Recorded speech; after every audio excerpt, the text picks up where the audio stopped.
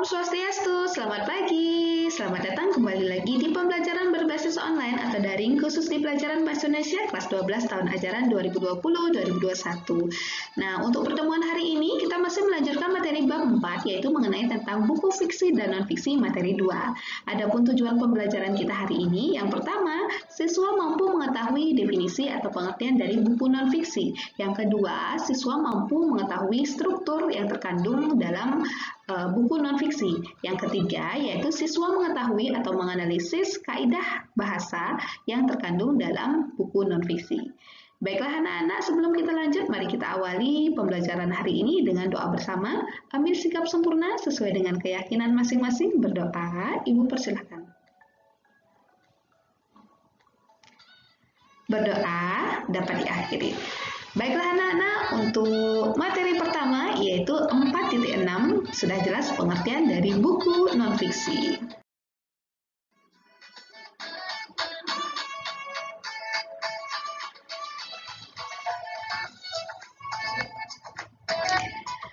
Nah, di sini materinya pengertian buku non-fiksi. Cerita non-fiksi atau buku non-fiksi adalah cerita yang dibuat berdasarkan fakta yang benar-benar terjadi di kehidupan sehari-hari. Dengan kata lain, cerita non-fiksi adalah cerita yang benar terjadi, bukan imajinasi pengarang.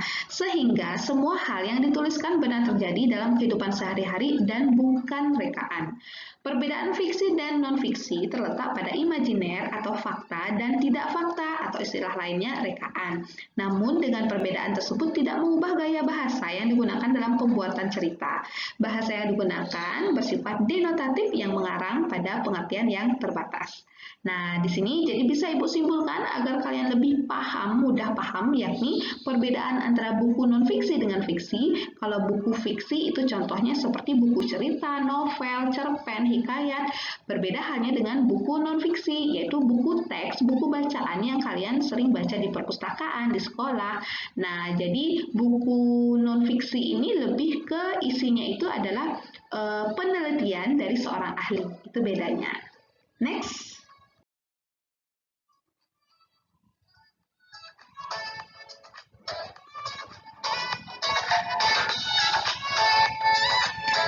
Nah, materi selanjutnya itu 4.7, struktur dari non-fiksi atau buku non-fiksi. Struktur non-fiksi hampir sama dengan struktur novel, yaitu ada 3 struktur sebagai berikut. Yang pertama yaitu ada orientasi. Apakah orientasi? Bagian ini berisi tentang pengenalan tokoh yang terlibat dalam cerita dan bagian ini pula yang menjadi bagian awal dari penjelasan dari teks cerita fiksi di sebuah novel. Nah, jadi di sini istilahnya pembukaan atau sekaligus pengenalan tokoh-tokoh. Kemudian yang kedua, urutan peristiwa. Berisi urutan peristiwa yang terjadi dalam cerita mulai dari awal permasalahan sampai akhir permasalahan. Kemudian yang terakhir, strukturnya itu adalah reorientasi. Jadi di sini merupakan akhir cerita yang berisi kesimpulan suatu cerita dan menjadi penutup yang berisi amanat dan pesan moral yang dapat dipetik atau diteladani dari teks cerita fiksi. Nah, jadi di sini pada intinya yaitu struktur buku non-fiksi ada pembuka atau orientasi, ada urutan peristiwa yang merupakan isi, dan reorientasi merupakan penutup. Kita lanjut, next.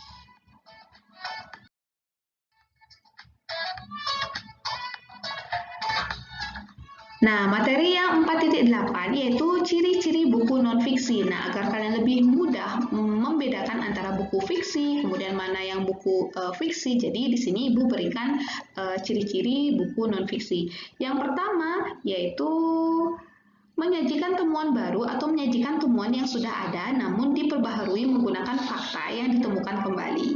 Kemudian yang kedua, ide yang tertulis secara jelas dan sistematis. Jadi di sini sesuai dengan prosedur ya, strukturnya. Kemudian yang ketiga, menggunakan istilah asing yang kadang dicampur seperti handphone, gadget gitu. Jadi istilah asing. Kemudian lanjut. Nah, ini materi yang terakhir dari buku non-fiksi yaitu ada kaidah kebahasaan buku non-fiksi. Yang pertama, kaidah bahasanya itu sering menggunakan kata baku yang terkesan resmi dan formal. Nah, kenapa?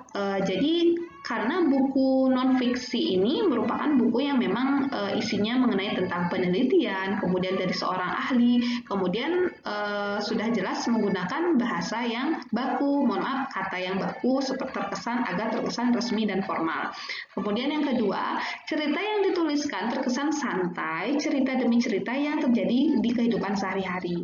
Kemudian yang ketiga, menggunakan kata asing dan kata yang belum termasuk kata serapan. Jadi contohnya seperti kata yang memang memiliki arti gitu. Jadi kata asing contohnya seperti tadi handphone, gadget gitu. Nah, baiklah anak-anak, mungkin pertemuan kita cukupkan sampai di sini. Jadi materi bab 4 yaitu kita membahas buku fiksi dan non-fiksi. Nah, ini materi yang terakhir di bab 4 ya. Jadi jika ada hal yang penting silahkan catat atau salin ke buku catatan. Nah, nanti Ibu harap sebagai panduan untuk membuat tugas di pertemuan berikutnya. Nah, seperti biasa di akhir pertemuan Ibu berbagi goresan. Kedewasaan bukan dilihat dari usia, tapi dilihat dari sikap, tindakan, dan tingkah laku.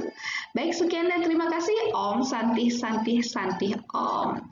Bye-bye. Sarang he.